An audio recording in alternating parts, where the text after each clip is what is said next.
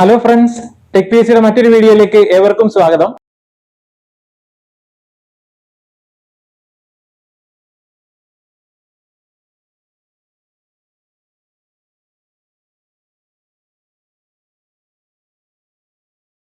ഇന്ന് നമ്മൾ ഇവിടെ വന്നിരിക്കുന്നത് കാറ്റഗറി നമ്പർ 724/2024 ഡിവിഷണൽ അക്കൗണ്ടന്റിന്റെ പ്രിലിമിനറിയുടെ റിസൾട്ട് വന്നിരിക്കുകയാണ്. അപ്പൊ നമുക്ക് കൂടുതൽ ഡീറ്റെയിൽസിലേക്ക് പോവാം. നമ്മുടെ കാറ്റഗറി നമ്പർ 724/2024 ആണ്. കേരള ജനറൽ സർവീസിലേക്കാണ് നമ്മുടെ പോസ്റ്റിന്റെ പേര് ഡിവിഷണൽ അക്കൗണ്ടന്റ് എന്നാണ്.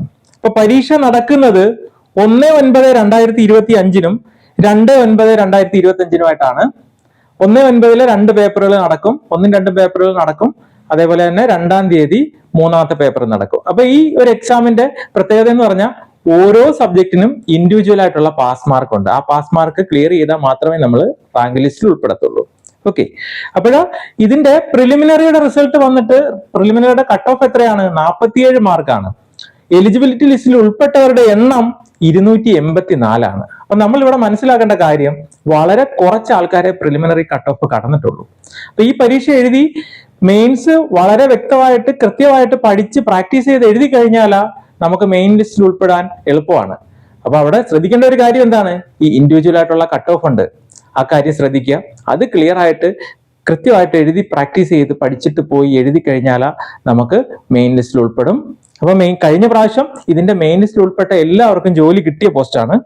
അപ്പൊ ഇതിന്റെ എക്സാം പാറ്റേൺ ഒന്ന് നോക്കിക്കഴിഞ്ഞാൽ 3 പേപ്പറുകളാണ്. ഒന്നാമത്തെ paper general knowledge precis and general English, അത് 150 മാർക്കിലാണ്. അതിന് മിനിമം പാസ്സാകാൻ 40% മാർക്ക് വേണം. രണ്ടാമത്തെ പേപ്പർ എലമെന്ററി ബുക്ക് കീപ്പിംഗ് ആണ്, അത് 150 മാർക്കിലാണ്. അതിന് മിനിമം പാസ്സാകാൻ 40% മാർക്ക് വേണം. മൂന്നാമത്തെ പേപ്പർ അരിത്തമെറ്റിക് ആൻഡ് മെൻസുറേഷൻ ആണ്, 200 മാർക്കിലാണ്. അതിന് മിനിമം പാസ് പെർസെൻറ്റേജ് 50%. അപ്പൊ നിങ്ങൾ മനസ്സിലാക്കേണ്ട കാര്യം, ടോട്ടൽ 500 മാർക്കിനാണ് നമ്മുടെ പരീക്ഷ. അപ്പോൾ ഓരോ പരീക്ഷയും, അതായത് ഓരോ സബ്ജക്റ്റിനും 3 hours ആണ് പെർമിറ്റ് ചെയ്തിരിക്കുന്നത്.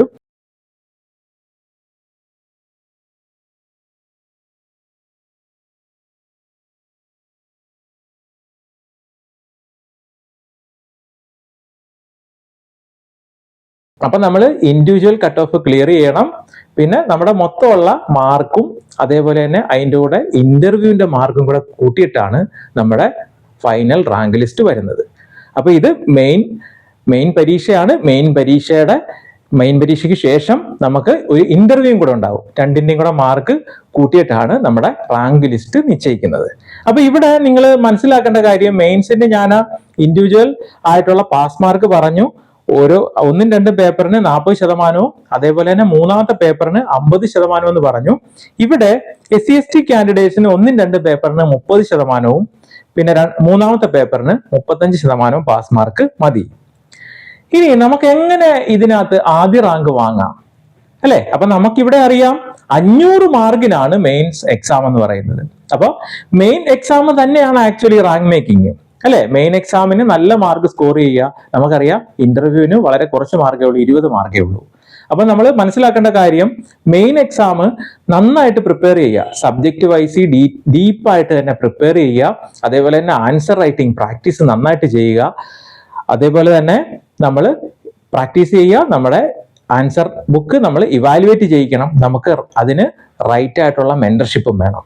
അപ്പൊ നമ്മൾ ഈ കാര്യങ്ങളെല്ലാം പ്രൊവൈഡ് ചെയ്തുകൊണ്ടുള്ള ഒരു കോഴ്സ് നമ്മൾ തുടങ്ങിയിട്ടുണ്ട്. ഡിവിഷണൽ അക്കൗണ്ടന്റ് മെയിൻസ് കോച്ചിങ് ആണ്. അപ്പൊ ഇതിനകത്ത് നമ്മൾ പ്രൊവൈഡ് ചെയ്യുന്നതെന്ന് വെച്ചാൽ ഫുൾ സിലബസ് ബേസ് ചെയ്തിട്ടുള്ള ഇൻഡെപ്ത് ആയിട്ടുള്ള ക്ലാസ് ആണ്. ഫുൾ സിലബസ് ബേസ്ഡ് ആയിട്ടുള്ള റെക്കോർഡഡ് പ്ലസ് ലൈവ് ക്ലാസ് ഉണ്ട്. ഫുൾ നോട്ട്സ് ഉണ്ട്. അതിനകത്ത് ടോപ്പിക് വൈസ് പരീക്ഷകളുണ്ട്. ഫുൾ സിലബസ് ബേസ് ചെയ്തിട്ടുള്ള പരീക്ഷകളുണ്ട്. ആൻസർ റൈറ്റിംഗ് പ്രാക്ടീസ് നമ്മൾ ഒരുപാട് ചെയ്യിക്കുന്നുണ്ട്. അതേപോലെ തന്നെ നിങ്ങളുടെ ആൻസർ ഷീറ്റ് ഇവാലുവേറ്റ് ചെയ്തു തരാറുണ്ട്.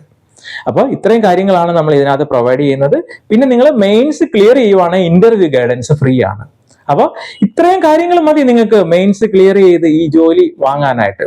അപ്പൊ ഇത്രയും കാര്യങ്ങൾ നമ്മൾ ഈ കോഴ്സിനകത്ത് പ്രൊവൈഡ് ചെയ്യുന്നുണ്ട്. അപ്പൊ നിങ്ങൾ ഒരു സീരിയസ് ആസ്പിരന്റ് ആണെങ്കിൽ നിങ്ങൾ എത്രയും പെട്ടെന്ന് കോഴ്സിലേക്ക് ജോയിൻ ചെയ്യുക.